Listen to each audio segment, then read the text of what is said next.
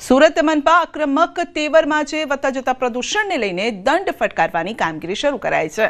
ધૂળ ઉડાડતી 145 કન્સ્ટ્રક્શન સાઇટને ₹44 લાખનો દંડ, ગ્રીન નેટ, બેરિકેડિંગ, પાણીનો છંટકાવ જેવા માપદંડોના આધારે પેનલ્ટી। નવા વિકસતા મોટા વરાછામાં 26, અઠવામાં 22 સામે કાર્યવાહી।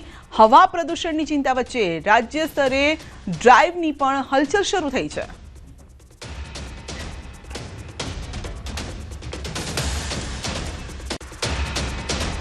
સુરત મહાનગરપાલિકા હવે આક્રમક મૂડમાં આવી છે। જે પ્રકારે હવામાં પ્રદૂષણ વધી રહ્યું છે તેને લઈને હવે દંડની કાર્યવાહી શરૂ કરી છે। ખાસ કરીને નવા કન્સ્ટ્રક્શન સાઇટ પર ધૂળની ડમરીઓ ઉડતી જોવા મળે છે, જેને લઈને 145 જેટલી કન્સ્ટ્રક્શન સાઇટને ₹44 લાખનો દંડ ફટકાર્યો છે। ખાસ કરીને જે નવી કન્સ્ટ્રક્શન સાઇટ છે ત્યાં આગળ ગ્રીન નેટ, બેરિકેડિંગ અને પાણીનો છંટકાવ કરવામાં આવતો નથી, જેને લઈને રેતી અને સિમેન્ટના રચકણો હવામાં ઉડતા હોય છે અને તે ભળ્યા બાદ હવા પ્રદૂષિત થતી હોય છે, જેને લઈને નવા વિકસતા વિસ્તારો છે કે ત્યાં દંડની કાર્યવાહી કરવામાં આવી છે। ખાસ કરીને મોટા વરાછામાં 26 કન્સ્ટ્રક્શન સાઇટ અને અઠવાલાઇસ ડુમસ રોડ પર આવેલી 22 જેટલી સાઇટોને દંડ કરવામાં આવ્યા છે। હવામાં થઈ રહેલું પ્રદૂષણ ઘટાડવા માટેનો આ નિર્ણય લેવામાં આવ્યો છે, કારણ કે બાંધકામ સાઇટો ઉપર આ તમામ નિયમો મૂકવામાં આવ્યા છે। ગ્રીન નેટ લગાડીને કામ કરવાથી જે રેતી હોય કે ધૂળ હોય અથવા તો સિમેન્ટ હોય તેના રચકણો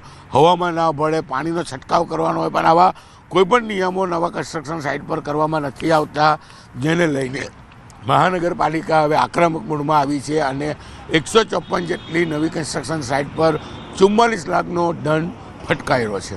કેમેરામેન જીગર ગુગલ સાથે કીર્તેશ પટેલ, ન્યૂઝ 18 ગુજરાતી, સુરત। દાહોદ નગરપાલિકા દ્વારા તારીખ 7 થી 12 ડિસેમ્બર દરમિયાન 5 દિવસના પાણી કાપનો નિર્ણય લેવાયો છે અને આ નિર્ણય કડાણા જળાશય આધારિત ગોદી રોડ તેમજ અન્ય વિસ્તારોમાં લાગુ થશે। આ પાણી કાપ કડાણા જળાશય આધારિત યોજના અંતર્ગત પંપ સ્ટેશન પર નવીન મશીન લગાવવા તેમજ દાહોદ જિલ્લાના હિરોલા, કુંડા, આફા સબસ્ટેશન ખાતે નવીન મશીનરીના ઇન્સ્ટોલેશનની કામગીરી માટે લેવાયો છે। અમે દાહોદ નગરપાલિકા દ્વારા 5 દિવસનો પાણીનો કાપ લેવા જઈ રહ્યા છે। વિશેષ કરીને ગોદી રોડ જે ટોટલ કડાણા આધારિત યોજના પર નિર્ભર કરે છે, સાથે સાથે સિટી વિસ્તાર તેને પણ તકલીફ પડશે।